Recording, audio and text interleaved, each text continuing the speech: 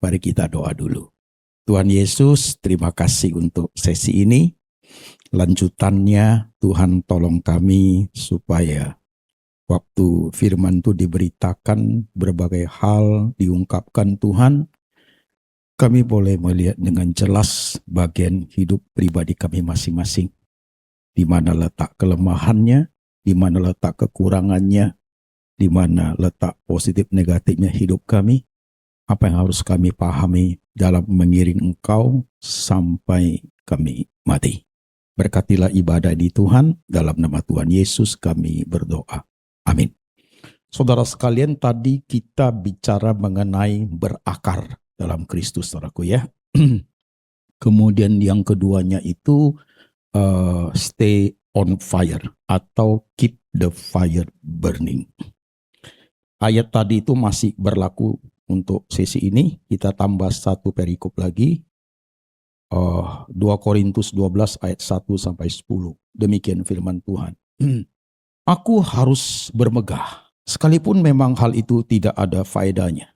Namun demikian aku hendak memberitakan penglihatan-penglihatan dan penyataan-penyataan yang kuterima dari Tuhan. Aku tahu tentang seorang Kristen 14 tahun yang lampau. Entah di dalam tubuh aku tidak tahu. Entah di luar tubuh aku tidak tahu. Allah yang mengetahuinya. Orang itu tiba-tiba diangkat ke tingkat yang ketiga dari surga. Aku juga tahu tentang orang itu, entah dalam tubuh, entah di luar tubuh, aku tidak tahu, Allah yang mengetahuinya. Ia tiba-tiba diangkat ke Firdaus dan ia mendengar kata-kata tak terkatakan yang tidak boleh diucapkan manusia. Atas orang itu aku hendak bermegah, tetapi atas diriku sendiri aku tidak bermegah, selain atas kelemahan-kelemahanku. Sebab sekiranya aku hendak bermegah juga, aku bukan orang bodoh lagi. Karena aku mengatakan kebenaran, tetapi aku menahan diriku, supaya jangan ada orang yang menghitungkan kepadaku lebih daripada yang mereka lihat padaku, atau mereka dengar daripadaku. Dan supaya aku jangan meninggikan diri karena penyataan-penyataan yang luar biasa itu, maka aku diberi suatu duri di dalam dagingku, yaitu seorang utusan iblis untuk menggocok aku, supaya aku jangan meninggikan diri. Tentang hal itu aku sudah 3 kali berseru kepada Tuhan, supaya utusan iblis itu mundur daripadaku. Tetapi jawab Tuhan kepadaku, cukuplah kasih karuniaku bagimu, sebab justru dalam kelemahanlah kuasaku menjadi sempurna. Sebab itu aku terlebih suka bermegah atas kelemahanku, supaya kuasa Kristus turun menaungi aku. Karena itu aku senang dan rela di dalam kelemahan, di dalam siksaan, di dalam kesukaran, di dalam penganiayaan dan kesesakan oleh karena Kristus. Sebab jika aku lemah, maka aku kuat. Amin, saudaraku. Saudara sekalian, kita sampai ke tema keep on fire burning, dipimpin oleh kebenaran. Tadi kita bahas tentang bagian ini, saudaraku, sudah oke. Kita sendiri harus jalani secara pribadi, you tekuni di dalamnya, itu akan bertumbuh secara signifikan step by step, saudara sekalian.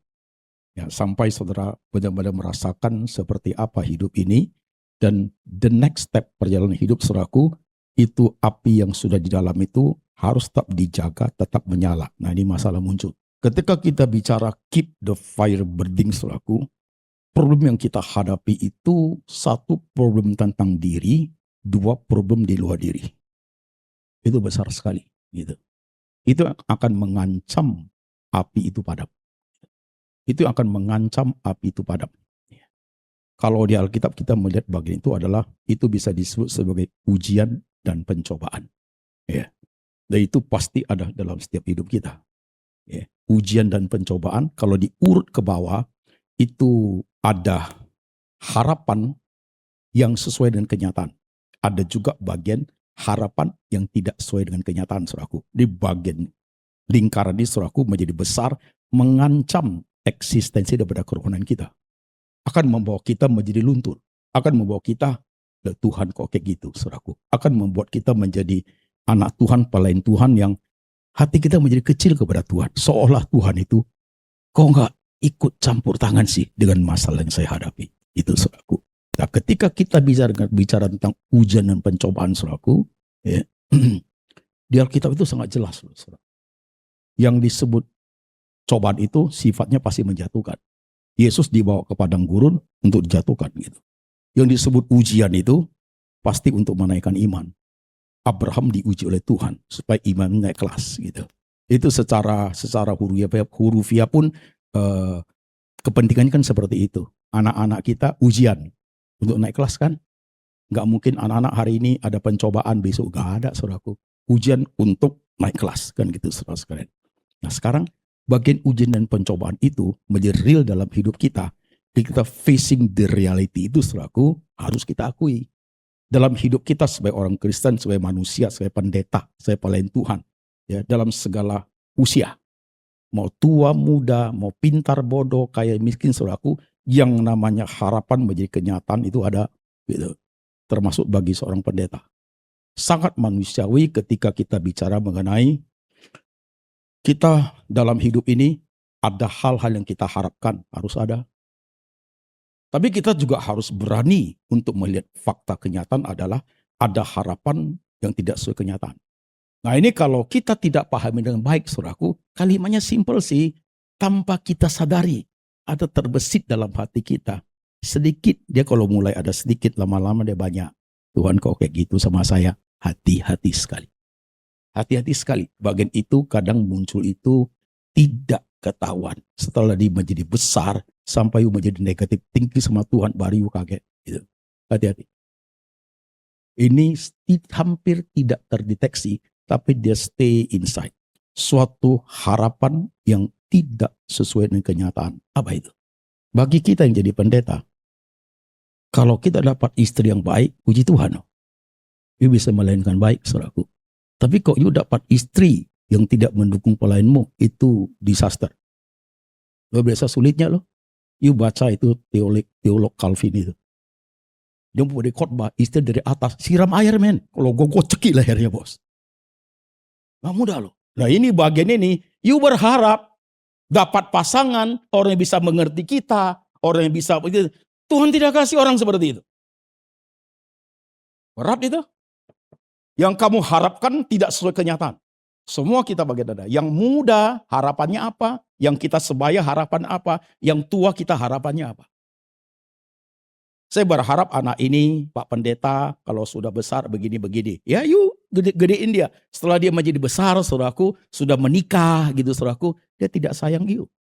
Harapan you tidak jadi kenyataan. Ya, saya sayang sekali sampai dia udah married dia nggak sayang saya Pak Pendeta. Dia hanya sayang istrinya. Tuhannya ada dua.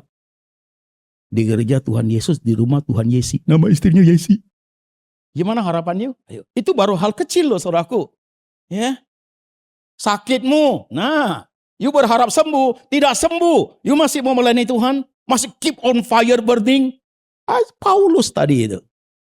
Dalam daging itu kalau kita belajar Alkitab di sekolah pendeta itu possibility paling besar di dalam daging itu adalah dia mengalami itu rabun mata yang sudah parah, ya hampir buta. Ya. Dia minta itu cabut. Tuhan say no. Cukup kasih karuniaku bagimu. Justru dalam kelemahanku lah kuasaku menjadi sempurna. Dalam kehidupan kita berteologi ya saudaraku, suka sekali jemaat kita itu ya. God say yes, you senang. God say wait, you senang. God say no, you tidak senang. Kita nggak boleh loh. Sebagai hamba Tuhan, keep on fire beningnya nggak boleh paham begitu. You paham begitu, you tidak bisa naik kelas imannya. Ayo kita buat teologi yang kuat, saudaraku. Tuhan berkata tidak itu di dalam pemahaman teologi kita, dalam pemahaman lingkaran sebesar itu, saudaraku, you knowing God, knowing self seperti itu, saudaraku. When God say no itu, dia punya kedalaman rohani yang sangat kuat. Nah, kita mau nggak main ke situ? Masalahnya. Ambil contoh Taman Getsemani paling simpel. Bapak, jikalau engkau mau, singkirkan cawan pahit daripadaku. Artinya ya nggak naik. Gitu. Buktinya dia naik ke kayu salib, berarti Tuhan say no. Kan begitu. Nah, impact daripada kebenaran seperti itu, deep meaningnya apa? Sederhana sebenarnya. Ya kalau Tuhan bilang yes, siapa yang selamat? Siapa yang selamat? Lihat kedalamannya itu. Siapa yang selamat? Tuhan say no, kita diselamatkan. Nah kalau dalam hidup kita, when something Tuhan say no, you bisa paham bagian itu lebih dalam. Banyak orang enggak, maka fire-nya mati, men. Ini bahaya nih bagian ini nih. You kalau tidak peka sekali, habis.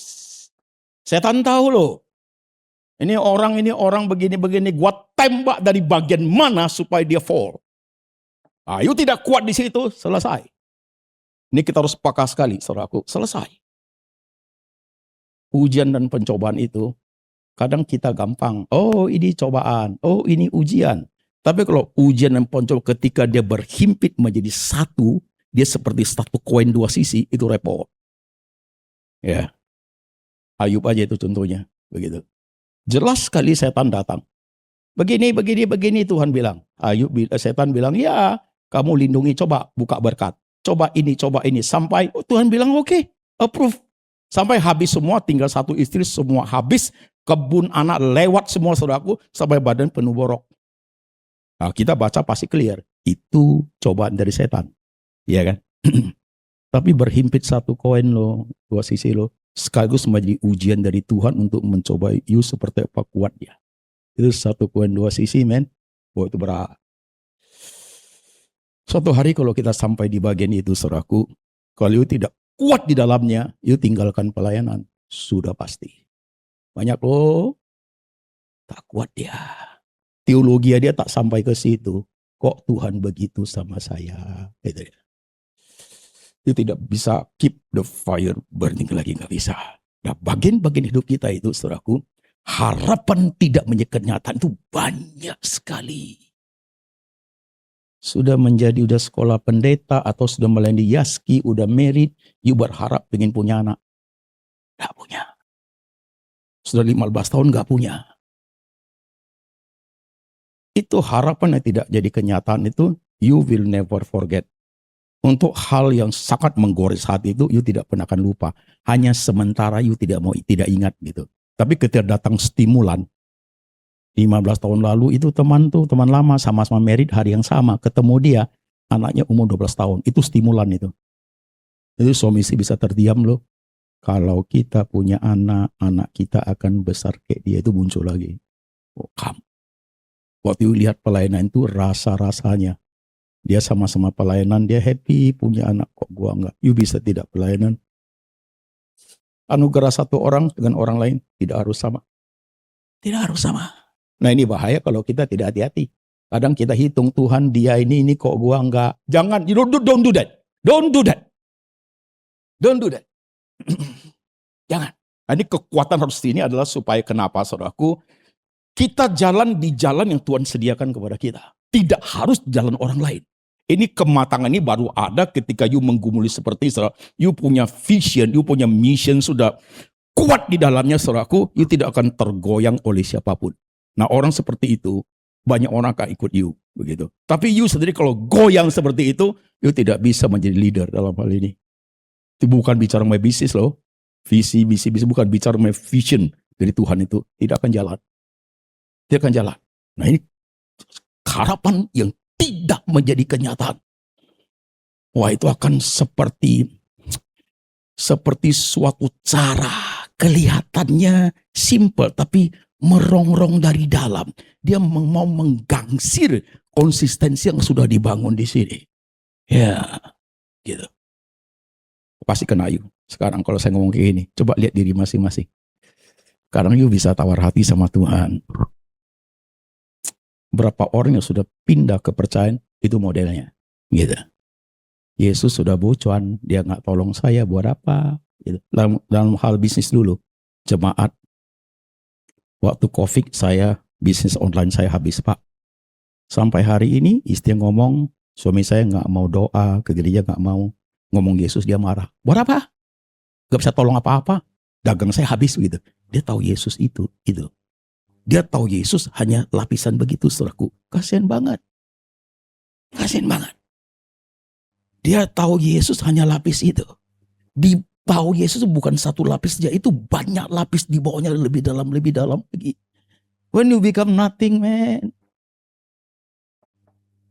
Bahkan you bisa menjadi menjadi tidak siapa-siapa. Tidak jadi siapa-siapa. Di situ keuji, keep on fire burningnya masih ingat. Sangat mudah loh buat kita saudaraku. Uang ada, pekerjaan ada, pelayanan ada, anak semua oke, gak ada masalah ya. Mau jadi pendeta, majelis, diaken, businessman, everything is okay. You berkobar-kobar untuk Tuhan itu nggak usah ngomong, semua orang bisa. Ini bagian ini pun ada orang sudah beri berkatan luar biasa, bisa berubah sama Tuhan juga bisa. Tidak dekat malah dia gitu.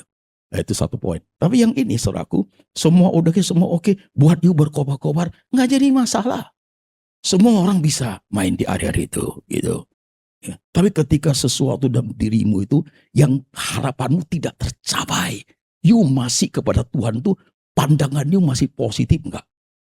Abraham masih pandang positif nggak sama Tuhan? Waktu anak 30 tahun itu udah gede, tinggal dikawini, masih positif nggak? Dia meragukan Tuhan. Itu satu-satunya yang paling mahal pasti. Harapan dia, ini mau dikawinkan ini. The only son, disebut lagi. The only son, namanya, tempatnya. Cara bagaimana? Korban bakar hidup. Dengan cara apa? Dengan tanganmu sendiri. Kalau disuruh korbankan harta, Abraham gak jadi masalah, dia kaya raya. Korbankan diri gak jadi masalah, karena Tuhan tahu, not that one man, the only son. Itu pentolannya yang membuat hidupmu itu, aku mau satu itu. Kalau Tuhan bilang, persembahkan istrimu lebih cepat, lebih oke, nenek itu, gua bakar. Gua bakar tuh nenek. Cepat kering, ngomel terus di rumah. Tapi the only son. You bisa? You bisa? Jadi hari ini kena kita di sini nih. You bisa? Waktu datang bagian harapan itu seperti itu. You mau tetap datang ke Yaski semangat kayak hari biasa. Wah, you bisa berat sekali loh. Saya pernah alami satu momen seperti itu. Waktu saya married.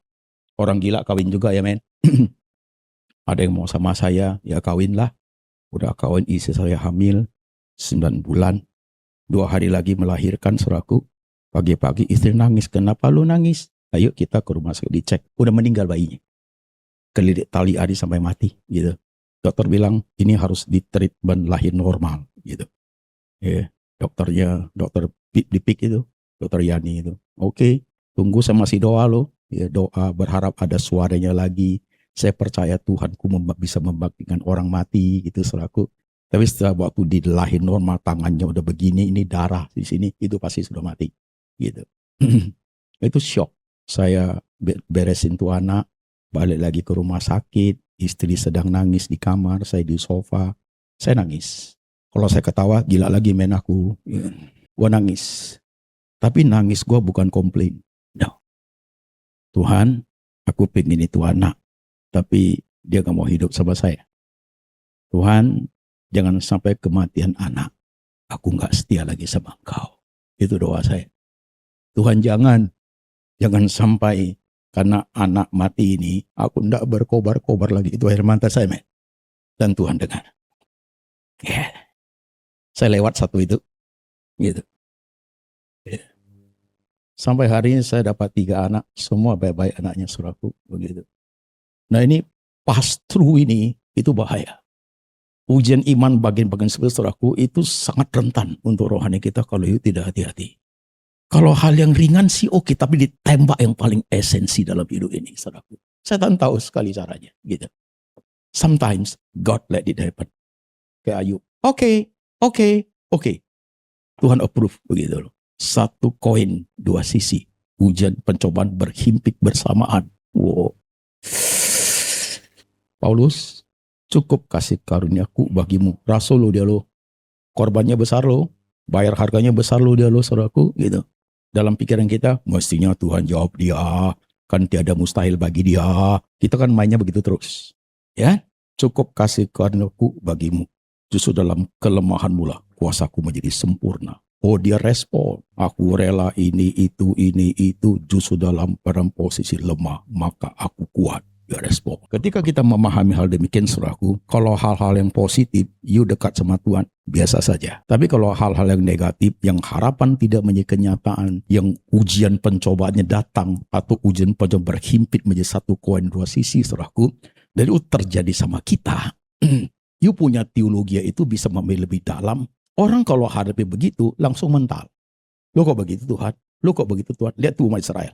Sama modelnya. Kok begini, begini, begini. Tapi kalau kita mempunyai kedalaman dalam teologi kita, saudaraku, kita rooted berakar itu, justru kita melihatnya kacamatanya beda. Kacamatanya beda. Ayo buat ilustrasi biar bagus. Suami istri waktu pacaran saling mencinta. 2-3 tahun kemudian mereka married. Setelah married, mereka itu diberkati beberapa anak. Sukacita cinta mereka tambah kuat, saudaraku, jalani dengan baik gitu.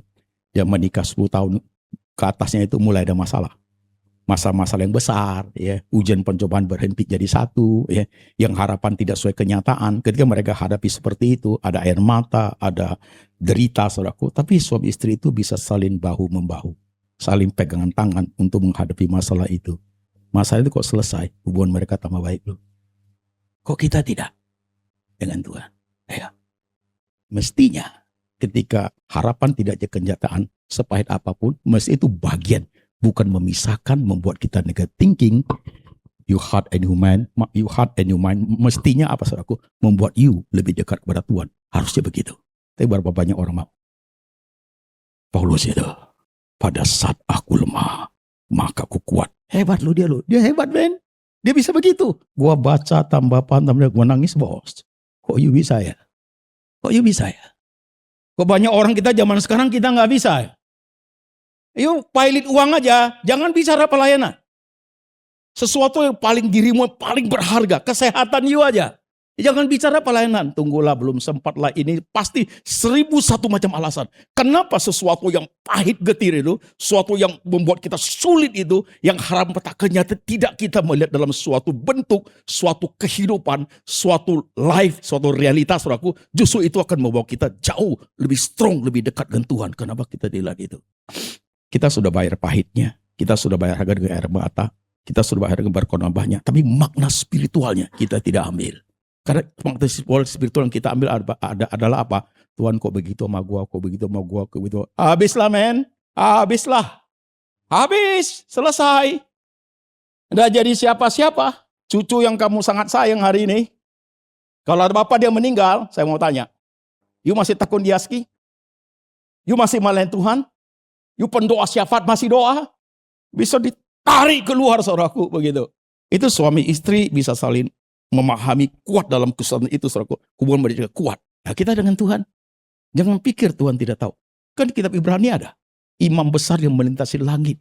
Yang turut merasakan apa yang kamu rasa. Itu udah cukup tuh kalimat itu. Ya kan?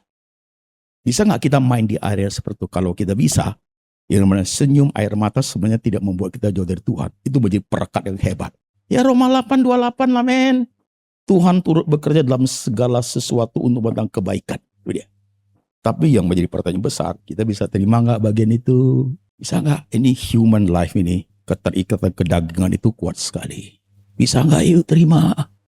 Otomatis waktu harapan tidak menjadi kenyataan, yang pahit getih bahkan merenggut dari kita, secara manusia responnya pasti tidak terima. Sudah pasti. Kok begitu, itu masih muncul saudaraku, begitu.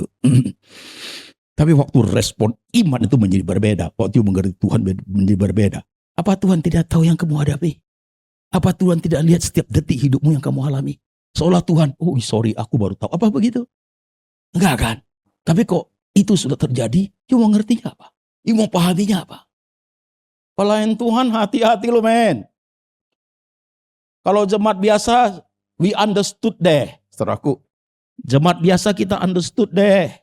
Tapi kalau kita yang sudah aktif di sini sebagai pelayan Tuhan sekaligus mendapat biaya kehidupan dari berkat yang kemuliaan seperti ini, you boleh katakan kita ini pelayan-pelayan saudaraku.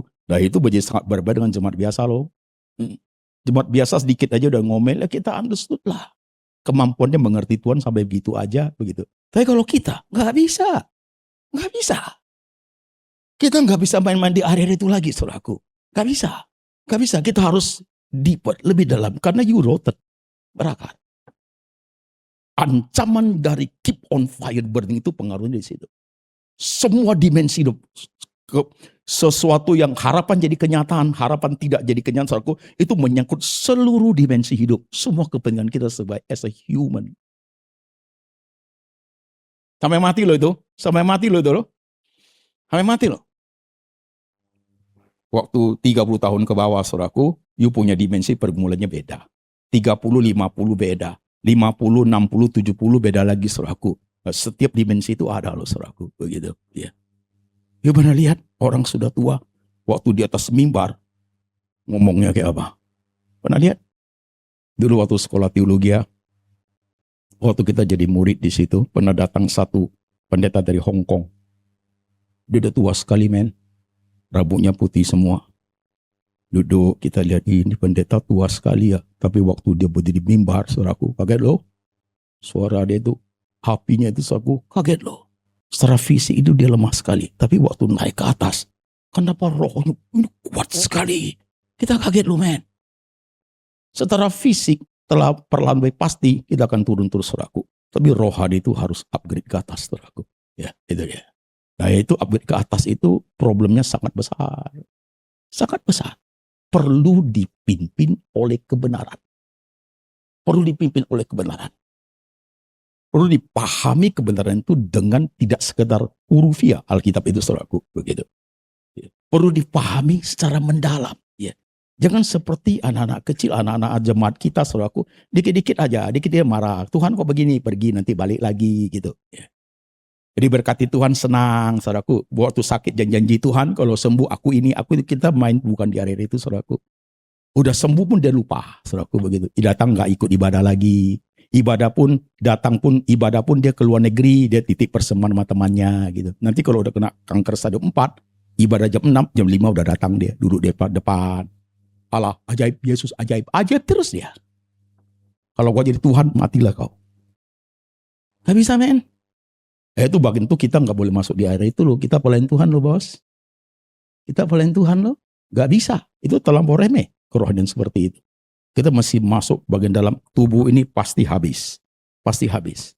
Kalau saya tidak bilang saya sakit, you tidak tahu saya sakit. Saya komplikasi. Pasti.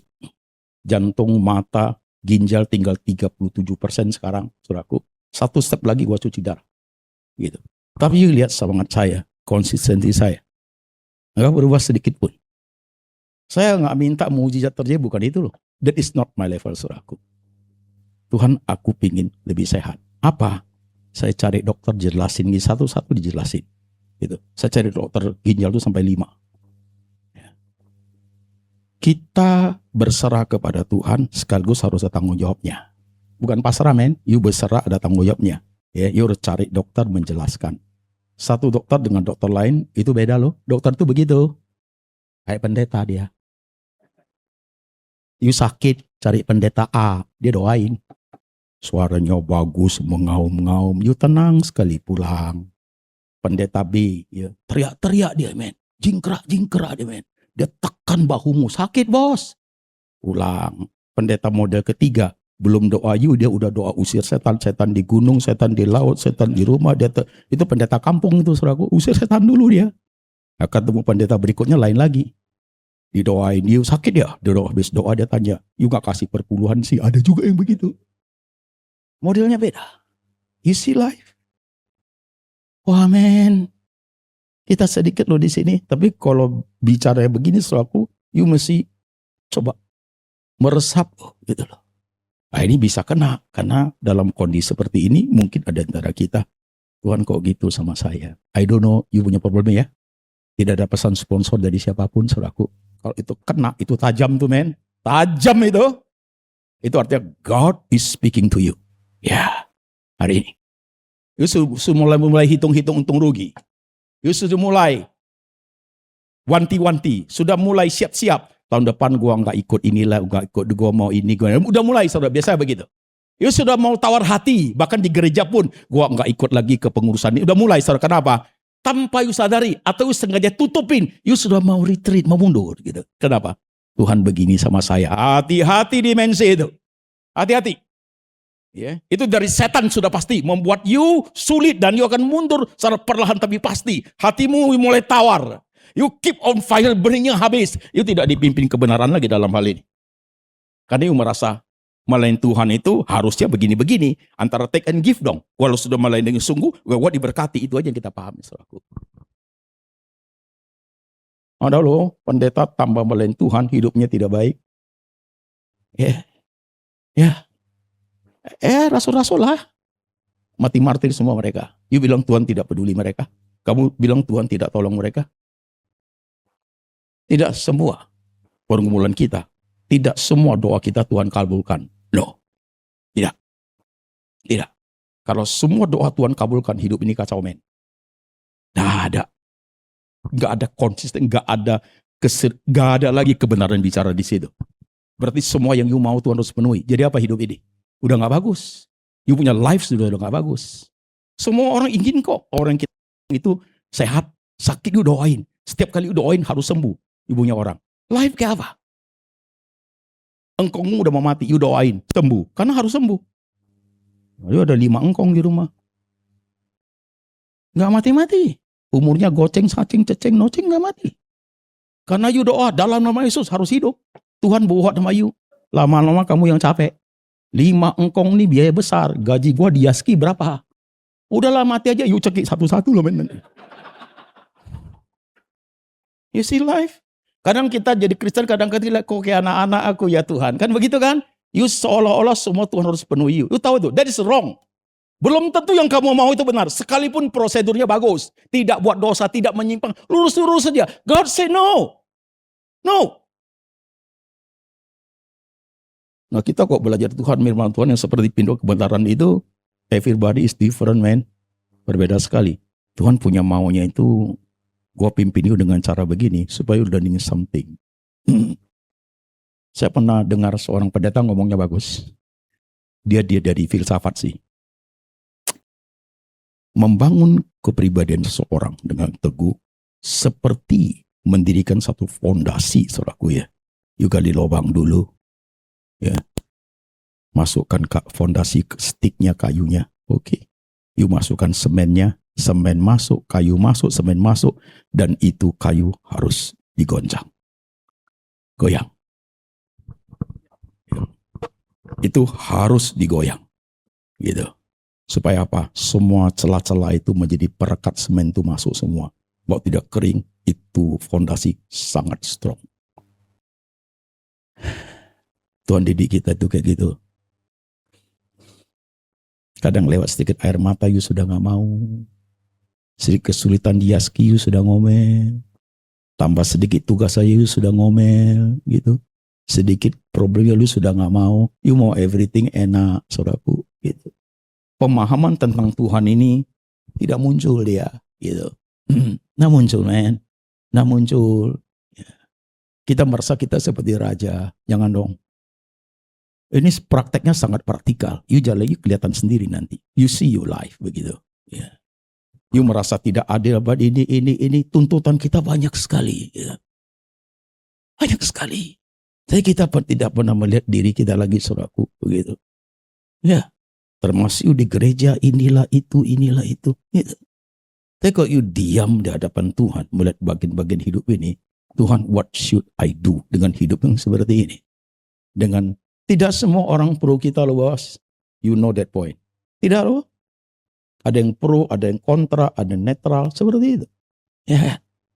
Tapi bagaimana you merespon orang-orang seperti itu, saudaraku? You jangan harap, jangan mimpi semua orang akan setuju dengan you. Tidak akan begitu. Tidak akan. Jangan harap di gereja kita pelayanan semua oke, semua jemaat senang kita. Tidak akan. Saya alami banyak juga dan saudara juga sama. Waktu saya khotbah di mana-mana, saudaraku, kena itu orang itu dosanya karena tertikam oleh khotbah saya. Khotbah saya kan nyakiti orang. Dia tahu latar belakang saya. Waktu itu zaman BlackBerry. Dia kirim ke saya. Dia mau balas.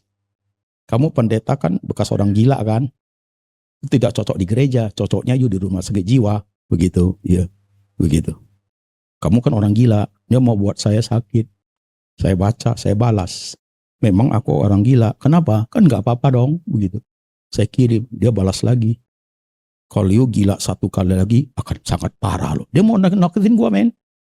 Gua pass through. Nanti kalau tanya Pak Antoni, kalau waktu sakit itu, you jangan sungkan-sungkan. Waktu Bapak gila, itu ngomongnya ya. Gua pass through. Dia mau takutin gua kalau gila kedua kali akan parah. Gua jawab, kalau gua gila kedua kali, duluan gua gigit. Tangkap polisi, gue udah gila lagi. Dia mau goyang saya, bos. Dia mau goyang saya. You see life? Untuk bisa praktek kehidupan, untuk bisa kasih tahu ke dunia bahwa aku orang gila, kita orang gila, itu tidak mudah. You bikin mudah? You akan mengorbankan seluruh diri kamu, begitu.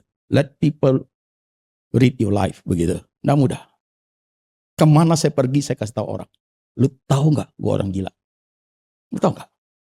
You tahu nggak Tuhan saya besarnya kayak apa? You tahu nggak? I let you know, Tuhan itu besarnya kayak apa. You lihat nggak di belakang saya kebesaran Tuhan? Nggak usah lihat saya. Lihat Tuhan, kebesaran Tuhan kayak apa. You masih muda, semangat you sudah hilang, sinar matamu sudah redup, gue sudah hancur, habis-habisan sudah dibuang orang. Tuhan bisa ubah seperti itu. Jadi saudara, waktu you pass through your life, saudaraku ya, yang bagian ujian pencobaan itu sudah harus terjadi. Ya. Bagian yang harapan jadi kenyataan sudah harus terjadi. Bagian yang harapan tidak sesuai kenyataan juga terjadi. Nah, masalahnya ada poin adalah, can you pass through? Bisa nggak lewatin? Tidak hanya lewat doa, you harus mendalami kebenaran itu. You harus dipimpin oleh kebenaran itu, saudaraku. Ya. Lihatlah hatiku, ujilah pikiranku, apakah jalanku serong, apakah pikiranku salah. Tuntun aku ke jalan yang benar ya Tuhan. You harus dipimpin oleh kebenaran. Gak bisa dengan emosimu, gak bisa dengan pikiran negatifmu, gak bisa dengan hati yang sakit. You harus dipimpin oleh kebenaran. Tuhan, kalau sudah begini, what should I do? Ya, kalau sudah begini Tuhan, saya harus belajar apa lewat pahit getihnya hidup seperti ini. Ya, you harus dipimpin. Let me know, kasih tahu saya Tuhan, begitu. Abad 18, itu pendeta dengan reverend sama ya. Tadi orang sebut pendeta, reverend, udah dua, double itu. Saudaraku, ya. Reverend Carl Paul, satu nama itu, Carl Paul Reinhold Niebuhr, pendeta Amerika, abad 18. Dia mengajar suatu doa yang bagus, saudara juga tahu semua. Serenity Prayer, itu bagus tuh. Itu diadopsi oleh orang-orang yang workaholic, orang yang drugs, saudaraku, itu belajar mereka. Itu dalamnya cuma 3 poin. Serenity, courage, keberanian, and wisdom. Gitu. Serenity itu boleh dikatakan ketenangan atau ketabahan. Courage itu keberanian. Wisdom itu hikmat bijaksana, kan begitu. Tuhan beri aku ketabahan untuk menerima bagian-bagian yang tidak mungkin aku ubah lagi. Pendeta, pelayan Tuhan harus ada bagian itu, saudaraku. Beri aku ketabahan untuk menjalani hal-hal yang tidak mungkin aku ubah lagi. Itu ada dalam hidup. Papamu sudah meninggal 3 bulan lalu atau 3 tahun lalu. You cannot change it. Dulu waktu masih sakit berharap bisa sembuh. Harapan tidak jadi kenyataan. Kau tak bisa ubah lagi. Nenekmu umur 81, udah tua, tak bisa you ubah lagi jadi 18. You paksa ubah, esensi tidak berubah, hanya ubah fenomena. Pakaian. Pakai pakaian lebih cakep, bedak lebih tebal, pakai hot pants. Nampaklah urat-urat yang hijau-hijau itu, saudaraku. Jalan ke mall 2 jam pulang masuk angin, mati dia. Mati. Yang you cannot change. Coba nanti di kamar itu you hitung. Itu banyak loh. Tanpa you sadar air mata you turun. Aku berharap ini Tuhan. Tapi sudah tidak mungkin you ubah. You harus punya kebesaran hati di situ. Sebagai pendeta. Ya. Yang tidak mungkin you bisa ubah lagi. You cannot change it. Life ini, saudaraku. Sepahit apapun dia. Ya. Tuhan beri aku ketabahan. Menerima bagian-bagian yang sudah tidak bisa ku ubah. Supaya fire burningnya terjaga. Poin kedua, Tuhan beri aku keberanian untuk mengubah hal-hal yang masih bisa saya ubah. Itu penting.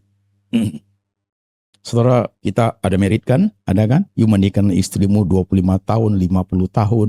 You hidup dengan dia. You tahu sifat-sifat yang tidak baik itu. Sampai sekarang masih tetap begitu. Percaya saya. Sampai mati, dia tidak akan berubah. Kenapa? Bukan Tuhan kurang kuasa untuk mengubah dia. Bedain eksorsisme dirasuk setan dalam nama Yesus. Keluar, sembuh itu loh. Tapi kalau karakter, habit, saudaraku, tidak serta-merta. Kuasa Tuhan mau turun, saudaraku, Tuhan tuntut tanggung jawab dari orang itu, harus ada satu self ini nih, saudaraku, harus ada pengakuan diri, kesadaran akan dosa, kesadaran akan jeleknya sifat saya, begitu, itu baru ada kuasa itu turun. Tapi kalau dia suamimu merasa atau istrimu, fine-fine aja lah. Bahasa dia bagus, memang dari sononya udah gitu kok aku sampai mati tidak akan berubah, saudaraku. Sampai mati. Karena dia merasa tidak perlu berubah kok, saudaraku. Tidak ada kuasa Tuhan di situ. Tidak. Never change, saudaraku. Gitu. 50 tahun hidup dengan dia merasa nggak ada masalah. Nggak usah kecil hati. Itu tidak akan berubah lagi sampai dia mati, saudaraku. Tapi kok hal-hal yang masih bisa diubah, saudaraku, possibility. Kita bukan tidak percaya mujizat loh, miracle bisa terjadi di bagian itu, saudaraku. Ada hal-hal yang masih bisa diubah. Dan jauh lebih penting daripada 2 poin itu poin ketiga. Hebat nih pendeta ini. Pada reformasi dia, saudaraku, ya. Yang ketiga, beri aku wisdom, hikmat bijaksana, untuk membedakan di antara keduanya. Mana yang bisa aku ubah, mana yang tidak mungkin aku ubah lagi, gitu. Ya, seandainya kita mampu melewati sesuatu, saudaraku, fire burning itu tidak padam.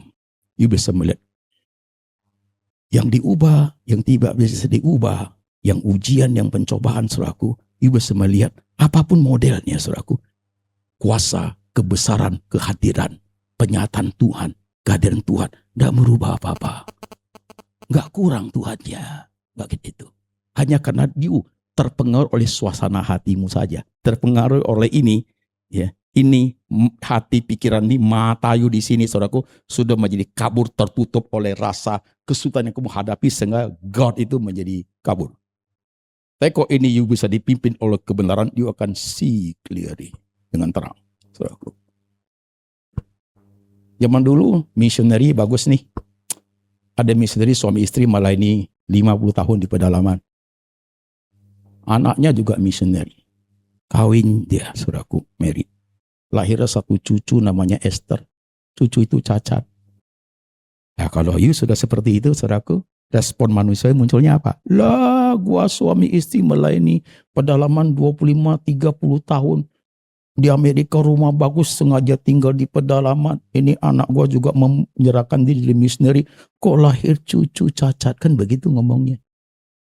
Ya kan? Tuhan kan begitu kan, saudaraku. Enggak loh, surat dia itu sangat mengharukan. Tuhan ajarku untuk mengerti apa artinya mengasihi dengan cucu yang cacat ini. Tuhan ajarku untuk belajar apa itu kesabaran untuk menghadapi cucu seperti itu. Tuhan ajarku untuk konsistensi memang hidup dengan cucu seperti itu. Satu baris sampai ujungnya. Thanks God for little Esther. Wah, gue nangis, men. Ada orang seperti itu. Karena dia mengerti Tuhan itu seperti apa. Dia tidak TNG. Bagian seperti itu. Tuhan juga pakai itu, saudaraku, untuk membentuk pribadi kita masing-masing. Tidak hanya berkat. Tidak hanya segala kesusahan.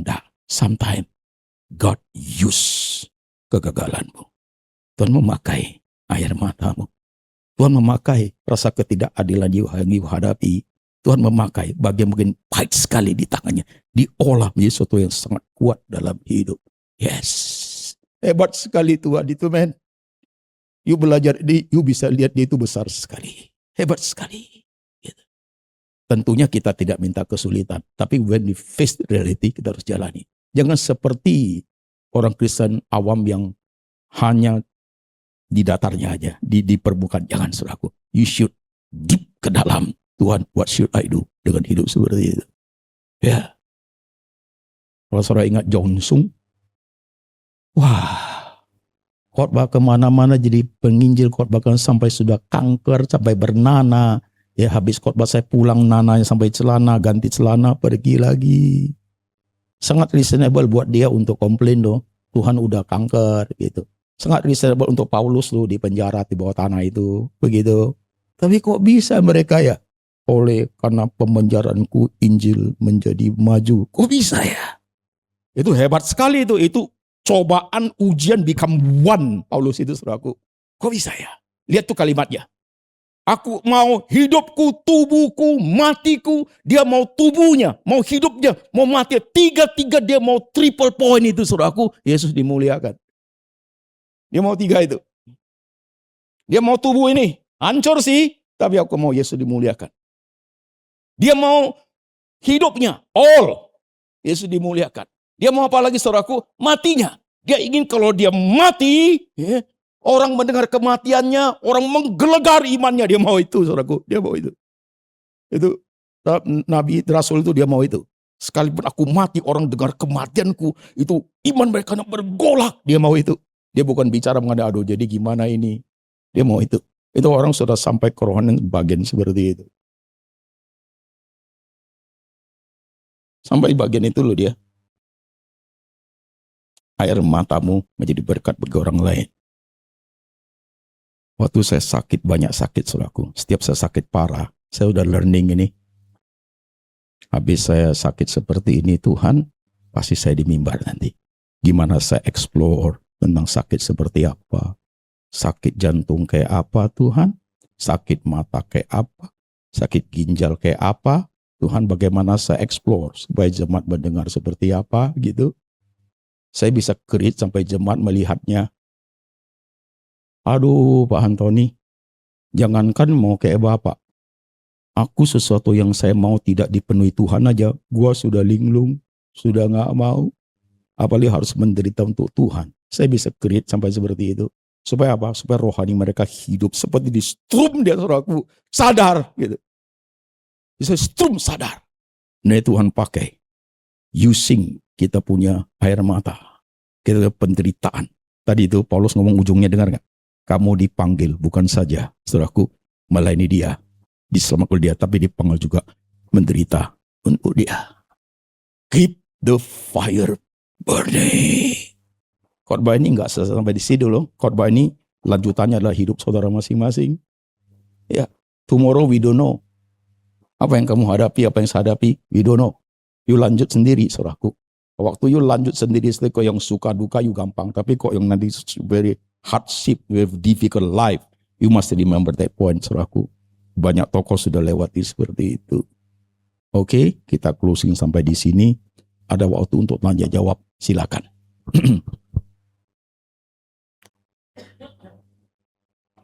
Tanya sekitar yang saya bahas ya. Jangan tanya perang Iran, gua bingung main jawabnya. Gimana saham, gua nggak main saham bos. Gua main kayu. Kayu salib, gua main kayu. Orang bilang saya lucu ya. Tapi saya ngomong lucu, gua nggak ketawa men. Udah modelnya begitu kali ya. Ada yang mau tanya? Ayo. You still have time. Boleh tulis juga, tapi tulisnya gede ya. Mata gua udah susah ini men. Jangan panjang-panjang, gua baca koran gua nggak mau. Salam kenal, saya Iya. dengan Miki. Iya Pak. Ada saya ambil perumpamaan saja ya. Siapa? Perumpamaan. Perumpamaan. Ya. Ada dua orang Kristen lulus dari sekolah yang sama, universitas yang sama, bekerja di tempat yang sama. Lalu yang orang Kristen ini dua-duanya melayani. Oke. Ya kan? Dua-duanya melayani, berkeluarga. Tapi lalu ada yang satunya hidupnya lama-kelamaan menjadi susah. Oke. Yang lainnya tetap sejahtera, tapi dua-duanya tetap melayani. Oke. Nah, itu kira-kira apa yang Tuhan mau ajarkan kepada kita ya? Oke. Ada perumpamaan suami istri, dua pasang. Mereka sekolah yang sama, kerja yang sama, punya keluarga. Pertama hidupnya baik dalam perjalanan, yang satu tetap konsisten bagus, yang satu lagi hidup jadi susah. Dan ini pertanyaan seperti ini tidak bisa kita jawab begitu aja. You mesti masuk ke dalam evaluasi, analisa yang lebih dalam. Ketika dia susah karena apa? Itu menjadi penting loh, begitu. Lah kalau dia susah karena dia melakukan suatu bisnis yang tidak benar, ya, you nggak tahu kan? Dia harus itu, ya orang begitu kan, dia harus menjelaskan dengan baik. Pasti ada somethingnya di situ, begitu. Nggak bisa dengan sederhana, oh ini karena Tuhan begini-begini. Ada something di situ yang kasus ini orang itu kenapa seperti itu? Ada something wrong nggak dalam hidup seperti itu?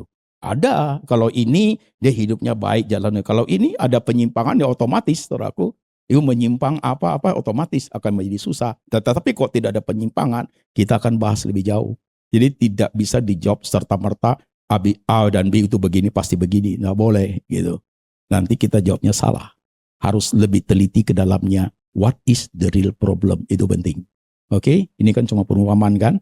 Cuma the way-nya kayak apa? Harus we must know. Sama kita lainnya pendeta. Ya kan? Suami istri datang, istrinya datang dulu. Pak, suami saya gini-gini. You jangan dengar dia semua. Istrinya pergi, panggil suaminya. Suami istri saya begitu juga sama mereka berdua. Nggak bisa you langsung ambil kesimpulan. You mesti tahu dulu. Nah, habis itu panggil dua-duanya. Jadi udah gak bisa bohong. Ya satu dengar, satu ngomong begitu. Baru you bisa evaluate gitu. Oke, pertanyaan berikutnya. Iya, malam Pak Antoni. Iya. Tadi Pak Antoni kan bicara kalau Pak Antoni pernah gila gitu ya, kemudian tentu mengalami perubahan dan kita bisa merasakan kebaikan Tuhan dan itu on fire sehingga ketika nanti kembali ada problem tetap bisa kuat gitu. Bagaimana dengan orang justru yang dia merasa justru hidup gue biasa-biasa aja, gue gak pernah rusak-rusak amat sih gitu. Bagaimana supaya dia bisa on fire? Karena kok gue rasa susah ya supaya gue bisa tetap on fire. Karena gue gak seperti misalnya Pak Antoni pernah gila atau dulu dari SMA udah jatuh dalam dosa, dia udah hidup misalnya gak bener kayak anak bungsu yang udah lari foya-foya dan mabok-mabokan dan lain-lain gitu.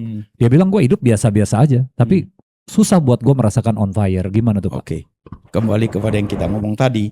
Kalau saya punya latar belakang hidupnya seperti itu, hancur, bertobat, terima Tuhan Yesus, begitu. Nah, selanjutnya kan kita harus growing, you know? Saya growing dalam pembelajaran firman. Nah, orang seperti itu, gue hidup biasa-biasa aja. Tetapi kok saya tidak bisa on fire, ada big question mark tentang tadi tema kita dipimpin oleh kebenaran. Dia belajar Bible nggak? Itu menjadi penting. Tapi kok dia menekuni, pasti something different, ya dong, ya kan? Tapi kalau dia tidak belajar, biasa-biasa aja begitu, ya dia tidak bisa on fire. Ayo kita ilustrasi, seorang binaragawan, kalau dia ototnya semua dia mesti melatih konsisten loh itu loh, ya tahunan, misal bagus sampai hari hanya dia pertandingan dia menang juara, gitu, oke? Nah, ketika dia akan hari hanya tanding, dia latihan masih konsisten. Kan tidak ada binaragawan. Oh mau tanding bulan depannya dia santai, nantilah 2 hari tanding baru dia sampai tengah malam gak akan menang dia. Nah, di situ termasuk kita anak Tuhan, saudaraku. You konsisten gak learning about Bible? Itu kehidupan Alkitab itu diberikan hidupnya berbagai tokoh dan berlatar belakang, ya, dan berbagai peristiwa alami. You learn that one. You belajar ke situ gak gitu? Maka sebenarnya saudaraku, selain kita belajar Alkitab, knowledge of Bible itu penting. Ya, artinya waktu kita Alkitab itu baca dari awal, baca-baca itu knowledge of Bible penting. Paling tidak kita kuasai 75% ceritanya gitu. You punya knowledge seperti itu, nanti pendalamannya menjadi berbeda. Knowledge itu harus ada, wawasan tentang Alkitab itu begitu. Misalnya kalau perjanjian lama, Daud berdoa, jangan ambil rohmu daripadaku. Perjanjian baru, Yesus mengatakan roh itu akan turun, tinggal dalam dirimu untuk selama-lamanya. Very different grace, ya kan? Dulu Roh Kudus bisa keluar dari orang, kalau zaman kita tidak akan forever. Tuhan yang ngomong kan gitu. Nah itu harus punya satu wawasan Alkitab yang bagus, saudaraku. Nah itu pertanyaan Bapak tadi itu, kembali pribadi orang itu, dia orang Kristen seperti apa? Kalau dia orangnya belajar banyak, dia nggak akan ada di bagian itu kerohaniannya. Takutnya orang Kristen sekarang, dia learn nothing. Ikut doa, ikut yang dia dengar itu. Saudara lihat tuh, anak-anak Tuhan kita sekarang ini ya. Kalau kita khotbah, saudaraku, jujur yuk, kita kalah dengan Katolik. Pasti. Katolik itu dia punya gereja grounded, ya. Ada bentuk gerejanya, ornamen-ornamennya. Kita datang sudah kusuk, saudaraku. Itu kehadiran Tuhan yang penting. Salib itu vertical relationship-nya kuat, fellowship-nya kuat, saudaraku. Kita datang, kita yang bukan Katolik ke situ aja, orang udah kusuk, kita ikut diam, saudaraku. Tapi kita enggak. Kita kalah satu step itu. Kita ruku lah, restoran lah, ini itulah, tempat parkir lah, saudaraku, kita pakai kan gitu. Ya, ibadah udah mau mulai, pendeta udah doa, belakang masih cerita. Selera dalam kemarin cocok enggak lu? Itu cerita itu. Kita kehilangan itu banyak sekali loh. Jujur yuk. Ya, bagaimana rohani orang itu? Karena mereka datang ke Tuhan santai kayak ke pasar. Jujurlah kita, gereja kita itu datang pakai celana pendek, pakai sandal, banyak yang begitu. Iya kan? You ke tempat orang merit aja you pakai bagus. Kenapa? You respect him, respect them. Tapi kok gereja kenapa begitu? Sekarang itu gereja kita itu begitu modelnya. Itu aja disiplin yang sederhana itu ya tidak terjalan dengan baik, saudaraku. We come untuk vertikal kuat sekali. Kehadiran Tuhan datang ke gereja, saudaraku. Kita kehilangan dimensi seperti itu. Katolik terpelihara sampai sekarang. Setiap gereja pasti grounded, saudaraku. Bentuknya orang datang, kita kalah men. Jujur yuk, kita kalah. Kalah kita. Itu salah satu cara membentuk orang tuh seperti itu kan gitu. Nah itu pertanyaan tadi itu kembali kepada pribadi orang itu. Bagaimana dia punya root? Bagaimana dia punya root, saudaraku? Konsistensi dia bangun nggak? Dia bangun istilah Alkitab apa? Di atas pasir, di atas batu. Nah itu dia, saudaraku, begitu. Tapi kalau dia dibangun di atas batu dengan yang dia hadapi, ia akan mengerti seperti yang khotbah hari ini, begitu. Anugerahmu dengan anugerahku tidak harus selalu sama. Tidak harus. Gitu. Oke, ada lagi yang mau tanya? Makasih Pak Ya. Antoni. Saya mau tanya, Ya. bila seseorang berarti kan menghadapi, yang tadi kan Pak Antoni cerita ya, hal-hal buruk yang bagi dia itu tidak sesuai dengan kenyataan yang diharapkan. Pastikan secara manusiawi kita bertanya, apakah itu salah dia bertanya? Enggak. Harus tanya. Ya kan, Why? misalnya gini, kok saya begini sih padahal udah begini. Itu kan nggak salah dia bertanya. Terus salahnya di mana? Waktu dia tanya, salahnya pada saat you negative thinking. Ya dong? Waktu you hadapi begini, semua orang pasti tanya loh, kenapa? Ada something wrong nggak saya? Ada ini nggak? Ada ini. Tetapi ketika setelah selesai bertanya itu, kita mulai menyalahkan diri, menyalahkan situasi kondisi, bahkan kita mulai negative thinking kepada Tuhan, itu yang wrong. Negative thinking pada Tuhan Ya, itu yang wrong. Tapi kalau kita menyelidiki diri kita, apakah kita salah? Karena kan tadi seperti Pak Antoni cerita bahwa ada dua orang itu kan dia harus diselidiki, dia harus menyelidiki juga kan, seperti firman Tuhan. Dia harus selidiki. Apakah gara-gara saya salah juga sehingga saya menghadapi hal itu? Bisa gitu jadi, kan? Ya kan? Bisa jadi. Itu. Bisa jadi. Maka waktu anak saya meninggal itu, I want to tell you sejujurnya, sampai hari ini saya nggak tahu loh, anak saya meninggal karena apa. Gitu, saya nggak tahu sampai tapi saya tidak pegang negatif thinking sama Tuhan gitu, saya nggak tahu. Nanti sampai di sorga Tuhan baru kasih tahu saya begitu, saya nggak tahu loh. Saya tetap pegang positive thinking. Tuhan itu dari segi itu membentuk saya seperti itu, ya kan? Gitu, ya kan? Itu bisa aja kesalahan istri kan bisa begitu, ya. Apa salah makan lah, apa naik kendaraan atau apa bisa begitu. One day sampai di surga pasti saya mengerti begitu. Kalau katakanlah kita berandai di sorga, Tuhan jelasin. Kamu kan bekas orang sakit. Ini anak lahirnya kurang normal. Itulah contoh gitu kan. Aku bawa pulang ya. Saya kasih yang bagus. Kan begitu. Bisa begitu kan? We don't know. Maka jangan negative thinking. Ini pertanyaannya bagus loh. Jangan negative thinking. Kalimat saya susun. Dalam hal apapun Tuhan tidak bisa dipersalahkan. Yes. You pegang itu. Dalam hal apapun yang kita hadapi, Tuhan tidak bisa dipersalahkan. Kenapa? Kan ada orang nanya gitu. Kenapa nggak bisa dipersalahkan? Enggak, karena Tuhan tidak akan melakukan hal itu. Karena apapun yang kita alami itu, Tuhan kok lu begitu sama saya, pasti ada hikmat di balik itu. Pasti ada hikmat di balik itu. Pasti ada hikmat. Iya, pasti ada hikmat di balik. Pasti ada something di balik itu, ya kan? Kadang manusia nggak mau jujur aja, benar nggak? Iya kan? Yang buat dia buat salah kayak apa nggak mau diakui kan begitu kan? Pasti ada something, termasuk anak saya meninggal. Karena something we don't know, kan gitu. Masa saya salahkan Tuhan? Nggak boleh dong, ya kan? Masih ingat nggak? Alkitab ada anak lahirnya buta, ada kan? Ada. Orang tanya kan, Tuhan kenapa anak ini buta? Kan begitu kan? Tuhan bilang bukan salah papa mamanya, kan begitu kan? Supaya nama Tuhan dipermuliakan. Right? Tetap aja kalau buta Tuhan tidak bisa dipersalahkan, gitu. Ada something yang harus kita pahami, not only now, itu sampai ke dunia sana, saudaraku, begitu. Jangan sampai kita shortcut begitu. Langsung kita, lu kok begitu gitu. Wah, itu yang salah besar, Bu. Jangan dong. Kita seanak Tuhan gak boleh begitu. Jangan. Nanti suatu hari udah tahu, katakan sampai surga lah. 10 tahun kemudian baru tahu kita keluar kalimat, Untung lu. Nah itu biasanya kita begitu. Tuhan jauh lebih hikmat dari kita, jauh lebih tahu dari kita. Kita setiap detik masalah yang kita hadapi adalah hal yang tidak fair pun Tuhan tahu. Orang Kristen dianiaya pun Tuhan tahu. Gereja dibakar pun Tuhan tahu, saudaraku, begitu. Tapi kita tidak boleh tuntut. Itu zaman dulu, gereja dibakar orang gini, Tuhan buat orang itu menjadi buta begini. Kok nggak begini? Nggak bisa. Beda cara Tuhan menanganinya, dan kita bukan Tuhan. Kita bukan Tuhan. Kita bukan Tuhan. Kebesaran Tuhan sampai menjangkau bagian itu. Maka kita harus ini. Ketika kita mulai coba mempersoalkan Tuhan, berarti kita menarik Bible. Bukan Bible itu di atas sini kita lagi. Kita menarik Bible ke bawah kita untuk kita jadi lab, kita uji. Lalu kok kayak gini, lu kok gitu, itu sudah tidak bagus. Itu bahaya, men. Itu bahaya, men. Banyak loh pendeta seperti sekarang. Tuhan Yesus nggak benar nih, kok begini, kok ini. Dia tarik, dia analisa. Cara disiplinnya sudah beda. Kita disiplinnya adalah I believe in order to understand. Aku percaya supaya aku mengerti. Sekalipun you tidak mengerti, you harus percaya. Kembali kepada Bapak Abraham. Kan disuruh persembahkan, dia nggak ngerti, men. Ya, nggak Ya, ngerti. kena. Tapi dia ngomong, aku percaya loh. Bahkan dia percaya Allahnya membangkitkan orang mati, saudaraku. Oh, itu iman. Jadi pada saat you punya pikiran, you punya hati, saudaraku, sudah tidak bisa comprehend, sudah tidak bisa memahami why imanmu bergerak ke depan. Tetapi aku percaya, itu iman, saudaraku. Itu iman. Dia harus bisa melezat ke depan. Aku percaya, sekalipun aku gak mengerti why. Itu harus kita tanam sekuat mungkin. Itu posisi itu kalau tergeser, bahaya hidup ini. Pasti. Kalau sampai meragukan Tuhan, slowly but sure, itu bahaya. Jangan sampai itu terjadi sama kita. Tapi kan tidak mudah belajar seperti itu. Tidak mudah kan.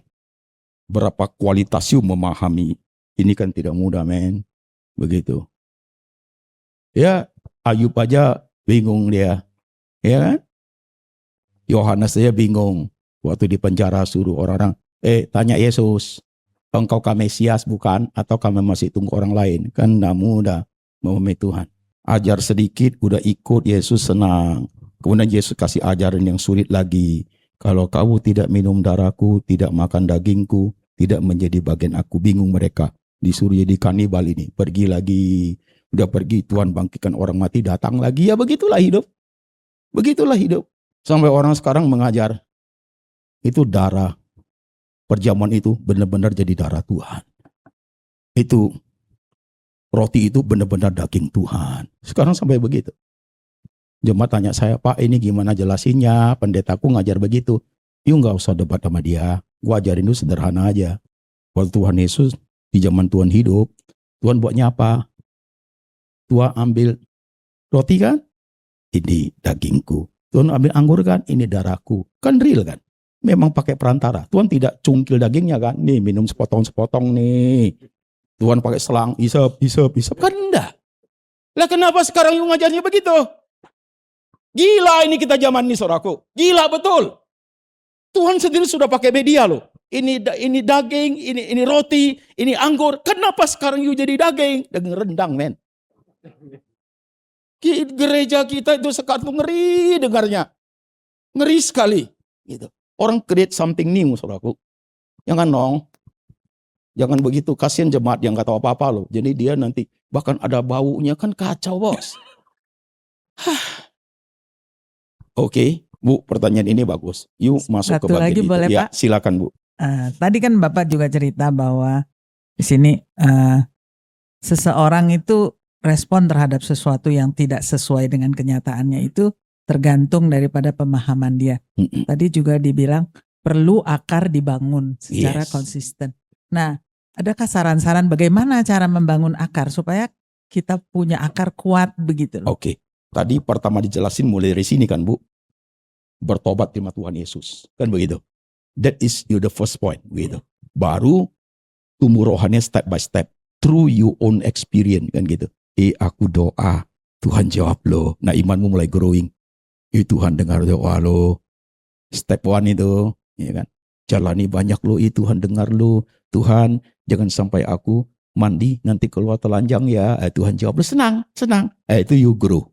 You grow. Sampai kepada momen tertentu rohani harus upgrade ke bagian jauh lebih sulit lagi, ke bagian jauh lebih, sampai ke bagian yang posisi kok ngambang ya, Tuhan gak ngomong apa-apa ya. Ya, positif itu harus belajar sampai kepada bagian yang Tuhan bilang tidak. Itu step by step mesti learning di situ.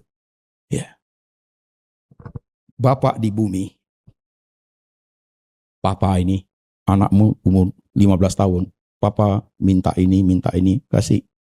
Minta 1 bulan, 1 minggu uang jajan 5 juta, you gak akan kasih. You umur segini 5 juta buat apa? Papa saya minta mobil, you baru 15 tahun, mobil buat apa? Ada yang you bilang yes, ada yang bilang wait ya, ada yang bilang absolutely no.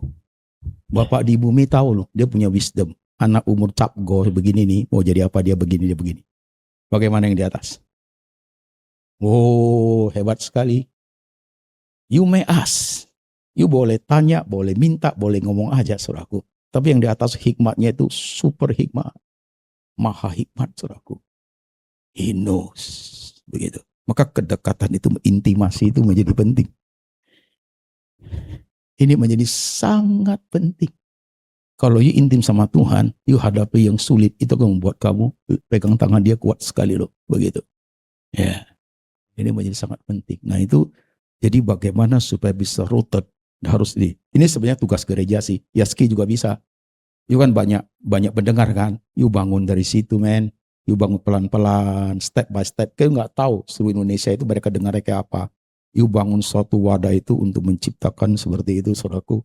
Juga bisa. You punya wadah, begitu. Nah, gereja pun sama. Kita ada PA lah, ada ini membangun. Tapi masalahnya gereja mau nggak membangun dengan cara yang seperti ini? Atau mereka membangun seperti apa yang ingini untuk mencapai sesuatu yang shortcut. Nah itu bahaya. Begitu. Pokoknya diberkati aja begitu, itu bahaya. Kadang kenapa? Life is not like that. Begitu. Tidak sekedar itu. Gitu. Anak-anak cucu kita ke depannya tidak mudah loh hidup. Ya, di dalam Christianity kita tidak mudah. Maka kalau you memahami Christianity secara global, you akan lihat perjuangan anak Tuhan itu kayak apa. Sumbangsi kita ke gereja itu harus bagaimana gitu. Anak-anak kita zaman generasi seperti itu. Ada yang mau jadi ateis, mau lesbi, mau homo, kayak apa. Ada yang Yesus pun mereka nggak peduli. Itu kan urusan abad-abad lalu. Apa kaitannya dengan saya? Begitu. Zaman sudah berubah, cara berpikir berubah, diubah orang, saudara sekalian. Orang merubah filosofi, orang menggangsir dasar gitu. Nah gereja yang tidak menanam root itu tidak kuat, saudaraku, habis. Ya, mereka akan lebih suka ya kepada dunia entertainment yang begini, habis saudaraku, habis. Artis Korea datang, itu stadion GBK penuh itu. Penuh itu. Tapi kok pendeta khotbah penuh nggak men? Jadi daya tariknya sudah itu. Nah ini kembali kepada pendeta. Yuk powerful zaman kita dipanggil Tuhan kayak apa? Gitu. Pendeta yang lama-lama sudah tua-tua men. Sebentar mereka pulang. Ya kan? Bisa nggak kita replace? Bisa nggak kita menjadi tongkat estafet untuk mereka seperti itu? Gitu. Generasi muda tanggung jawab kita loh. Bukan tanggung jawab orang yang sudah tua. Mereka sudah selesai. Mereka akan pulang, saudaraku. Kita yang tanggung jawab di situ. Gitu. Rooted ini, berakar ini. Tidak tanam satu hari. Pelan tapi pasti. Maka perlu pembinaan. Pembinaan yang kuat sekali. Itu perlu ketelitian di dalamnya. Ya, perlu ini, perlu itu, banyak sekali saudaraku. Gitu. Tapi saya mau ngomong. Ini masalah yang krusial sih. Sekalipun you semua sudah rooted saudaraku. Possibility untuk menyimpang masih bisa loh. Ya. Udah rooted sih. Udah berakar sih. Possibility untuk menyimpang bisa. Kenapa? Ada kuasa lain. Ada kuasa lain. Ayub bukan hebat. Bukan tidak hebat. Hebat sekali men. Rootednya tidak hebat. Hebat sekali. Gitu. Hebat sekali. Jadi hati-hati. Kita melawan kuasa yang kita tidak akan bisa lawan. Kuasanya, kekuatannya lebih besar. Kita hanya bisa lari kepada Tuhan. Saudaraku. Begitu. Nah konsep seperti akan berlaku. Istilahnya apa? Grace of God. Anugerah Tuhan. Perlindungan Tuhan pada kita, saudaraku. Ya, berlaku di situ. Nah ini beberapa poin itu sangat besar. Ini mainnya di sini. Ditarik ke sini dia. Sovereignty of God. Ya, kemahakuasaan Tuhan. Ya, perlindungan Tuhan. Pembenaran Tuhan. Ini banyak sekali. Banyak sekali. Gitu. Ini banyak sekali. Ya, kalau kita pahami seperti itu, we know. You pelajari searching the Bible, you akan lihat saudaraku, tangan Tuhan bekerja kayak apa gitu. Setiap kita itu kayak apa Tuhan lihat. Oke, ada lagi yang mau tanya? Shalom Pak, saya mau bertanya. Yang kita dengarkan dari tadi ini kan kisahnya atau perjalanan imannya dari hancur, bertobat, lalu bertumbuh. Itu kita bisa hadapi di jemaat dan seringkali kita dibekali dengan hal yang seperti itu untuk melayani. Bagaimana dengan yang bertobat, yang hancur, bertobat, bertumbuh, kemudian dalam pertumbuhan itu dia jatuh lagi Pak. Apalagi jika sudah berada di dalam pelayanan. Bagaimana pemulihan itu bisa terjadi dan bagaimana sikap kita kepada rekan kita, teman sepelayanan kita yang jatuh. Bagaimana sikap kita sebaiknya kepada mereka Pak? Oke. Nah pertanyaan ini menyangkut wawasannya luas. Artinya kalau kita bicara dia pelayan Tuhan, saudaraku, dia jatuhnya kayak apa? Kita harus tahu, begitu, ya kan? Dia jatuh kayak apa? Gitu. Nah, dia jatuhnya ke dalam kejatuhan yang fatal. Kok kejatuhan? Katakan kita contoh dosa seksual lah, kan gitu. Kok dia pelayan Tuhan, dia jatuh ke dalam dosa seksual, ya. Cara kita melayani dia kayak apa? Seperti apa? Kalau gereja pasti udah nggak boleh dia melayani. Dia masih boleh datang, tapi dia nggak boleh di mimbar. Nah, sekarang gereja mau nggak melakukan seperti itu? Sorry ya, saya mesti ngomong terus terang ini. Ya kalau untuk jemaat biasa kita iya, tapi kok untuk jemaat kaya itu mau nggak? Jadi kembali kepada wibawa gereja loh, gitu. Jangan, ini banyak ini ya, repot urusannya. You say no, karena mimbar tidak boleh diinjak oleh orang seperti itu. Itu. Tetapi kalau dia pelayan Tuhan, dia pendeta, jatuh di bidang seperti saudaraku, dia harus keluar. Dia harus digembalakan, saudaraku. Setelah digembalakan, dia tidak boleh melayani gereja itu lagi. Dia harus pergi ke gereja lain, saudaraku. Suruh go ya kepada new life gereja lain. Karena gereja itu, jemaat yang ada itu, sampai mati pun tidak akan lupa. Begitu. Dia harus pergi new life, gitu. Dan itu bukan gampang loh, bukan setahun 2 tahun loh. Tergantung jatuhnya seperti apa. Ada perjinahan lah, narkoba lah, pelayanan Tuhan seperti itu. Itu sangat fatal. Itu pelayanan yang sangat luar biasa. Banyak itu, luar biasa habis. Saudara dengar 1-2 ada di YouTube itu. Begitu. Tetapi masih tertawa terkekek sekarang, saudaraku. Masih pegang gereja ini, itu ngeri kan? Ngeri kan? Takut sekali men. Gitu. Nah itu kejatuhan yang fatal. Tapi kalau kejatuhan termasuk seksuality, termasuk saudaraku, homo, lesbi ya saudaraku ya, LGBT, itu fatal itu men. Fatal itu. How come you serve people? Begitu. Ya. Termasuk ya, ketidakjujuran itu fatal itu. Begitu korupsi gereja. How come? Gak bisa you melayani seperti itu. Gak bisa. Jadi kok kejatuhan dalam hal-hal yang ya boleh dikatakan itu yang ringan saudaraku. Nah itu sikap kita tetap dia harus apa? Kembali kepada kedewasaan rohani kita memandang saudaraku. Kalau dia jatuh seperti itu, yang tidak, kalau yang fatal sudah nggak bisa. Kita tidak boleh, aduh kasihan dia ya, ini nanti dia nggak bisa, dia harus excluded. Tapi kalau dia hal yang biasa, saudaraku ya, kita harus punya suatu sifat yang konstruktif, saudaraku. Ya, you jangan diskredit dia loh, jangan loh. Contoh lah. Dia jatuh cinta kepada istri orang gitu. Belum terjadi begitu. Belum terjadi kan gitu kan. Belum terjadi akhirnya nggak jadi. Itu nggak boleh buat dia fatal loh begitu loh. Jangan loh. Talk not happen kan gitu kan. Itu nggak boleh. Bahkan kita menciptakan gosip itu tidak baik.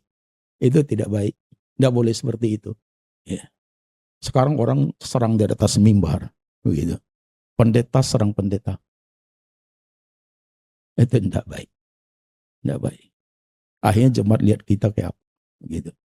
Iya kan? Jadi kita harus punya sikap yang positif. Ini wawasan interdenominasi saudaraku begitu. Artinya you lihat pendeta ini pada ketemu ya. Bertemu dengan mereka. Mereka punya juga pergumulannya we don't know. Tapi waktu mereka sharing baru kita tahu keadaan seperti itu. Nah empati kita harus muncul. Tapi kekudusan gereja juga harus dipertahankan. Itu penting. Itu penting loh. Nah kalau itu menjadi kabut, gereja hilang wibawa. Saya tidak mau sebut nama lah. Gerejanya, worship leadernya, singernya, homo, lesbi masih nyanyi. Nggak bisa dong, masih nyanyi. Saya tahu kok itu satu homo, masih nyanyi. Gembalanya juga tahu kok, masih nyanyi. Gereja sekarang wibawanya jadi begitu, men. Kan masih banyak penyanyi yang bisa. We know loh. Ini masalah worship leader, Worship leader kalau kehidupannya tidak baik, saudaraku ya, bahkan menyangkut dosa, dia nyanyi di sini tidak baik. Ya. Dia nyanyi di sini kita bisa rasa kayak apa, nyanyinya kayak apa, kerasa kok. Hidupnya, kualitas hidupnya tidak baik, dia nyanyi pimpin, ini pujian ini saudaraku, udah kita tahu. Something wrong hidup orang ini. Untuk itu worship leader, kalau untuk pendeta waktu dia preaching kita tahu. Kita tahu. Kita tahu waktu dia ngomong begini kita ngerti. Kita tahu, wah ini orang cara dia bicara, kita tahu. Kalau pendeta itu, ya orang gini ya, dia menjadi malaikat saudaraku, ya jangan dengar dia.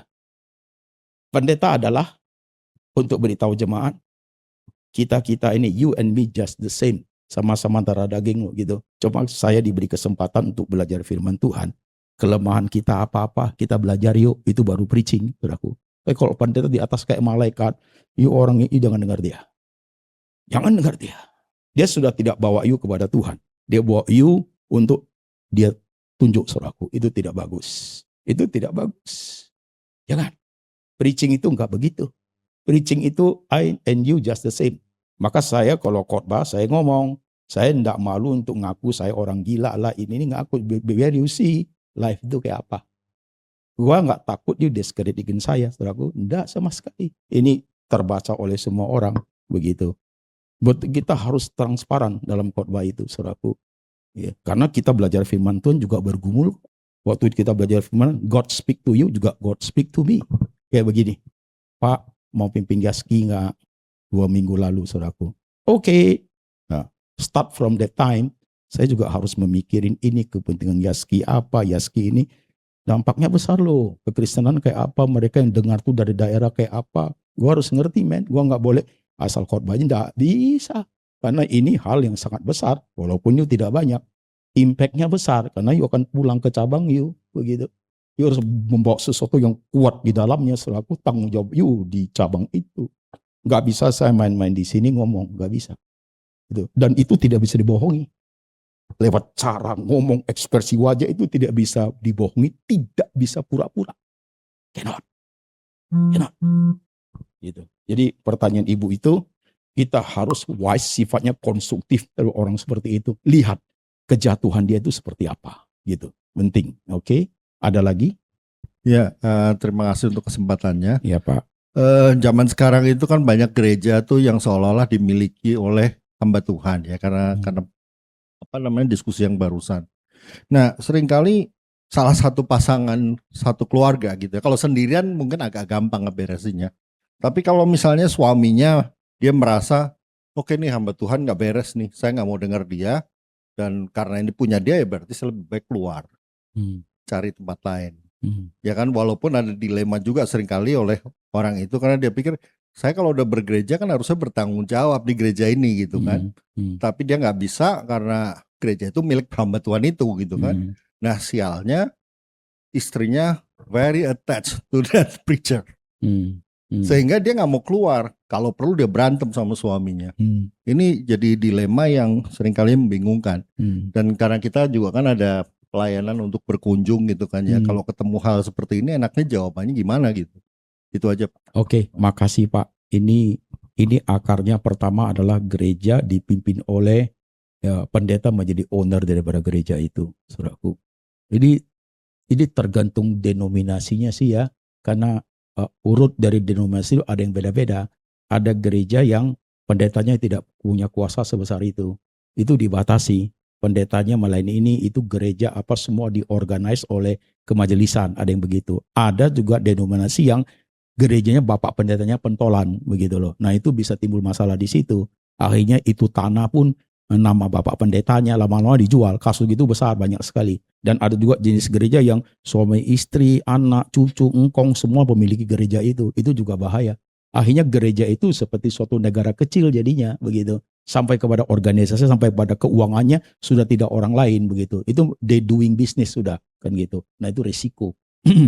Resiko itu. Nah ketika kita hadapi jemaat yang datang itu, jemaat yang kita kunjungi ini gimana ini? Suami saya udah nggak suka nih, tapi saya tetap attach dengan hamba Tuhan tuh, saya suka dengar khotbahnya. Dalam hal ini, istri atau pasangan itu, ya, dia harus dalam ini bijak, saudaraku. Karena kenapa? Pasangan itu menjadi penting, gitu. Kan kalau you mau attach kepada pendeta itu, kamu bisa dengar dia lewat YouTube juga kan, begitu kan? Kalau you punya hati kepada suamimu, oh you sudah tidak bisa di sini ya, you rasa sudah tidak growing di sini ya, kita ke gereja yang mau, you bisa ikuti dia karena you kan pasangan dia. Dengan dia ke gereja itu berarti you menolong dia untuk dia growing. Nah you attach pendeta itu kan kamu bisa dengar dari YouTube. Nggak ada beda dong. Tapi kalau you nggak mau mau pokoknya ikut tuh, you tidak perhatikan pasangan you, itu tidak wise. Itu tidak wise. Namanya pasangan kok, kan begitu kan. Ya kalau you punya hati, you mau tolong dia, harus berani berkorban, kan gitu kan. Toh itu pendeta yang saya suka itu saya masih bisa dengar dengan cara yang lain, kan begitu. Yang penting nih laki nih, suami nih supaya dia bertumbuh. Nah kalau istri tidak mau tahu, ya nggak bagus juga. Nah, waktu kita layani itu kita harus buka wawasan, begitu. Ya kan, kalau begini kamu kan tidak tolong suamimu, kan tidak boleh pokoknya. You dengar pendeta itu masih bisa cara lain begitu, ya kan. Suamimu ini penting, kok nanti dia nggak growing loh. Dia nggak suka ke situ, nanti dia kerja gereja yang nggak benar, gereja ini atau di gereja kan resiko jadinya. Urusan rumah tanggamu jadi lebih sulit lagi, nanti ada masalah muncul. Beri dia wawasan sampai dia Tapi sebenarnya kalau mereka ada cinta di dalamnya bisa diajar. Tapi kalau istrinya sudah nggak peduli, susah. Nah, itu nanti bisa menciptakan masalah besar. Karena kenapa? Ya kalau suami sudah tidak baca firman Tuhan, tidak ke gereja, kayak apa? Ya datang setan. Teman-teman gak benar datang, bawa. Nah terseret ke situ, istri baru nangis. Kok begitu ya Pak Pendeta? Nah, kita juga bingung jadinya. Gitu. Aku gak sangka lo suamiku. Ya kita jawab juga, aku pun tidak sangka. Jadi mau gimana? Ya dong, kita kasih tahu dia gak mau tahu.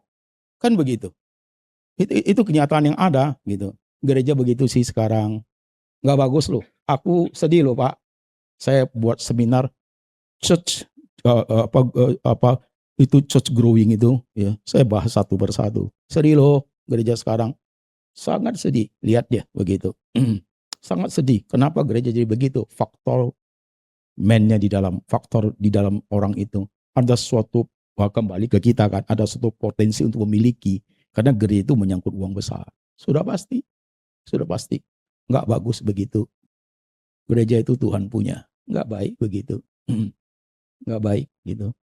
Semua warisin kepada anak cucu begitu, itu nggak bagus. Tiba-tiba hilang aja. Gereja hilang, tanah pun hilang. Itu sudah menjadi milik keluarga.